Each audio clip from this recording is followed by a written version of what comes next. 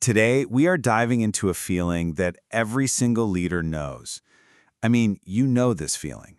It's that constant, grinding sense of being pulled in a dozen different directions at once. So let's get into it and figure out how to not just survive this tug of war, but actually use it to your advantage. I mean, just for a second, really think about it. Does your day-to-day feel like this high-stakes balancing act where you just can't win? If you're sitting there nodding your head right now, well, you're in exactly the right place. Because the demands, they're just relentless, right? We're told we need to drive for ruthless efficiency, but innovation needs creative freedom. You've got to maintain control to hit your numbers, but you're also supposed to empower your teams to take ownership. We absolutely have to nail these Q3 targets, but at the exact same time, we're supposed to be building a vision for the next 10 years. It feels completely impossible. But here's the big idea, the shift in thinking. This feeling isn't a sign that you're failing. That feeling of being stretched isn't some problem you have to solve. You're not stuck. You're in a paradox. And honestly, learning how to lead right through it is one of the most powerful skills a manager can have in this complex, fast-moving world we're all in. Okay, so first things first. What exactly is a paradox? Because getting this definition right, well, it changes everything. So here's the formal definition. A paradox is made of contradictory yet interrelated elements. Let's break that down. Driving for efficiency, totally logical on its own. Fostering creativity, of course, makes perfect sense. But when you're asked to do both at the same time, with the same people and the same budget, it feels absurd. It feels irrational. That is the tension at the very heart of a paradox. And this, right here, might be the single most important idea we talk about today. You and I, we're trained to find answers. We're trained to make problems go away. A paradox just isn't like that. It is a permanent state of tension. The goal isn't to make it disappear, but to learn how to manage it day in and day out. And this framework from the research really shows us what happens next. When we're staring down a paradox, we basically have a choice between two paths. We can follow our gut instinct down a road that just traps us in a vicious cycle, or we can take a more deliberate path, a virtuous one, that turns that exact same tension into a source of growth. So let's start by understanding the trap. And let's be honest, we all fall into this trap. It's just human nature. Understanding this vicious cycle is the absolute first step to breaking free. You know that anxiety you feel from the paradox? It's powerful. And our brain's first instinct is to get rid of it fast. But the way we do that, our defensive reactions, they create what this framework calls a reinforcing cycle, which is just a fancy way of saying we end up digging ourselves deeper and deeper into the hole. And we get stuck by using these kinds of defense mechanisms. I mean, do any of these sound familiar? There's splitting, where you see the choices either or. We can either be efficient or creative, but no way can we be both.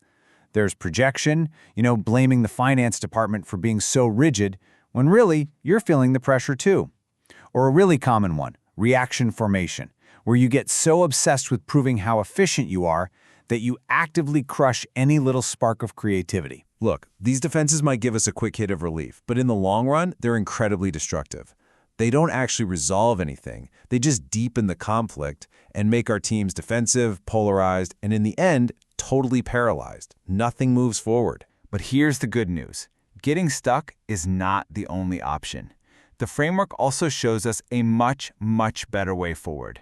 So let's talk about the virtuous path. The fundamental shift in your thinking is right here, moving from an either-or mindset to a both-and mindset. Instead of trying to win that tug of war by just pulling harder on your side of the rope, you change the entire goal. You actually embrace the tension itself, because you recognize that both sides have a valid and necessary role to play. And this path has 3 very deliberate steps. You start with acceptance, just calling out the tension, saying its name, instead of ignoring it. From there, you move to confrontation, where you actively dig into the friction to really understand it. And only then can you get to transcendence, where you find those brilliant both-and solutions that actually rise above the original conflict. Okay, I know, this all sounds great in theory, doesn't it? But what does it actually look like day to day? Let's get into a concrete playbook that you can actually use. So let's start with a total classic, the paradox of organizing. This is that constant battle between the organization's need for structure, for rules, for efficiency, and the employee's need for autonomy, for flexibility, for empowerment. So how do you manage it?